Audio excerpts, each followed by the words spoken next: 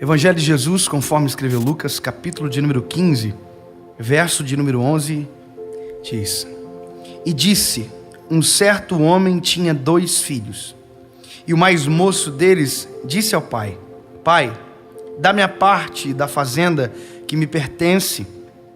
E ele repartiu por eles a fazenda. E poucos dias depois, o filho mais novo, ajuntando tudo, partiu para uma terra longínqua e ali desperdiçou a sua fazenda, vivendo dissolutamente. Essa é a parábola talvez mais incrível da Bíblia. É a parábola do filho pródigo. Milhares de vezes eu já ouvi essa parábola sendo pregada. E é Jesus que está pregando para os discípulos através dessa parábola. Essa parábola é de criação de Jesus. E quem cria uma história, porque cria, sabe o início, o meio e o fim dela antes dela terminar. Então quando Jesus conta a parábola, ele já conta sabendo o final dela. E aí Jesus vai dizer que um pai que tinha 2 filhos é provocado pelo filho mais novo, ou pelo que tinha menos experiência, pelo que tinha menos vivência, dizendo: olha pai, eu quero o que é meu, o que é de direito. E aí a Bíblia diz com uma facilidade na parábola, e não há detalhes de dizer que o pai refutou a proposta, que o pai fez outra proposta, porque poderia ter algo assim de o pai dizendo para o filho: olha filho, mas pensa bem, você está com o pai está enriquecendo, você vai ficar mais rico, aguenta, você pode ir depois, fica com o pai. Mas a Bíblia diz que o pai só divide entre os 2 o que é de direito e só. Mas não é o pai que manda ele sair com a herança, porque o filho pródigo apenas quer a sua herança. Ele não está falando que ele vai embora, mas ele vai embora, e o pai libera ele. E a Bíblia diz que esse filho que pega a sua herança gasta tudo que tem, rapidamente, vivendo de forma dissoluta, ou seja, de forma qualquer, sem administração, sem nenhuma coerência. E a Bíblia diz que esse menino gasta tudo, e de repente ele se vê no fundo do poço, se vê prestes a comer a comida dos porcos. E aí ele diz com ele: olha, os jornaleiros do meu pai comem melhor do que eu. E aí ele decide voltar. Mas deixa eu te dizer algumas coisas. Primeiro, é muita loucura um pai fazer essa negociação com os filhos. Isso não é assim que acontece. Porque se você tem 2 filhos e um chega para pedir herança, a primeira coisa, não existe herança de pessoa viva.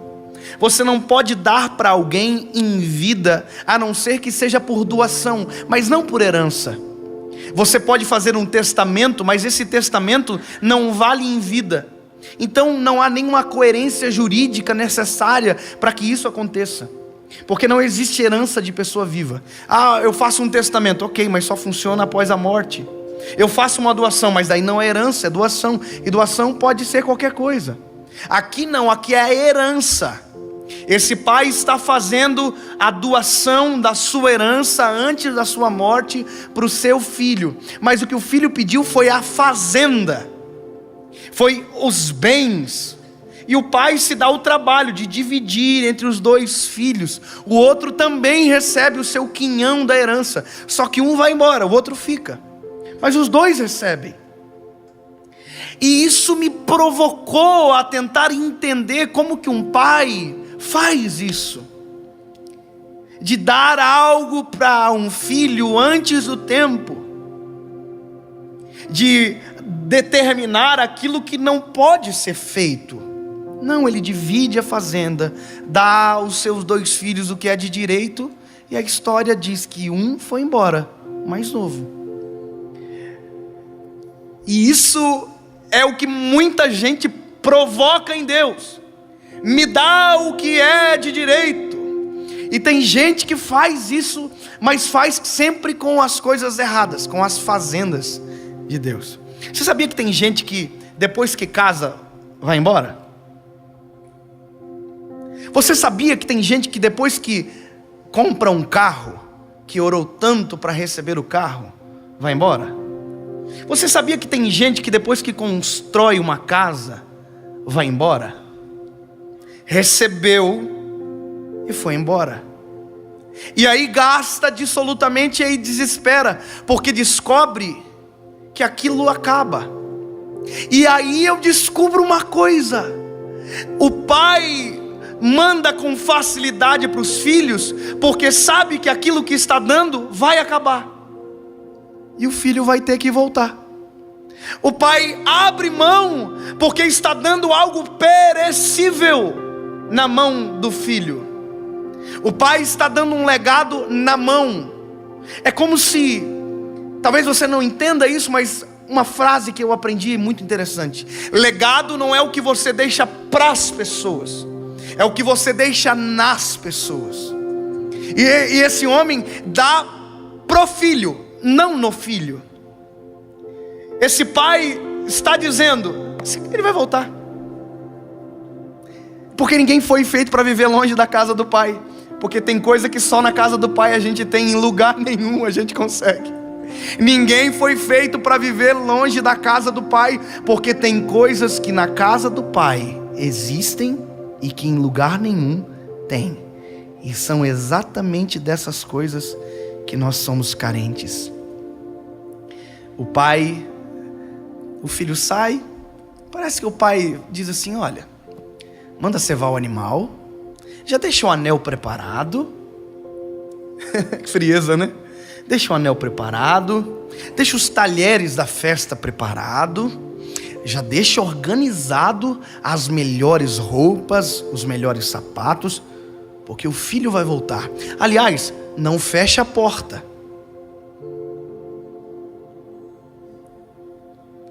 E eu vou ficar esperando na porta ele voltar. E a Bíblia diz que é exatamente isso que acontece. O filho chega um dia que cai em si, que aquilo que recebeu acabou. E ele lembra da casa do pai. Tem coisas que na casa do pai todo mundo tem, e eu perdi. Sustento. Eu perdi porque lá era do pai, aqui é da minha mão. E aí o filho volta. E quando ele está voltando, a Bíblia diz que tem alguém na porta da casa. E ele não está atrás da porta, ele está na frente da porta. Ele está esperando. E aí a Bíblia diz que o pai está olhando o filho está voltando. E a Bíblia diz que ele, o pai, movido de íntima compaixão, corre até o filho, abraça o filho. Que bom que você voltou para casa. Que bom que você descobriu que o que precisa não está fora de casa, está dentro de casa com o seu pai. Que bom que você percebeu que o que está nas tuas mãos acaba, mas o que foi construído nas minhas mãos e no meu pulso é para sempre. E aí a história diz que o filho entra para dentro de casa com festa, com anel, sapatos. E agora o filho descobre que o que ele precisava não era de dinheiro. O que ele precisava era do pai. Agora o filho descobre que o que ele precisava não era de uma casa maior, era do pai. Agora o filho descobre que o que ele precisa não é de drogas. Ele não precisa de momento, ele precisa de eternidade. Deixa eu dizer para você que está ouvindo e vendo esse vídeo: você não precisa de momento, você precisa de eternidade. Momentos acabam, eternidade perdura para sempre. Esse é o nosso problema. Nós queremos a felicidade de momento, e que Deus tem para nós não é momento. O que Deus tem para nós é casa para sempre. Deixa eu te contar uma coisa. Quando eu era criança, eu ouvi uma canção bem antiga. Nossa, muito antiga. Casinha Branca é o nome da música. E a música dizia: eu tenho uma casinha que está velha, e eu sinto o seu final se aproximar. E a canção continua dizendo: adeus, casinha velha.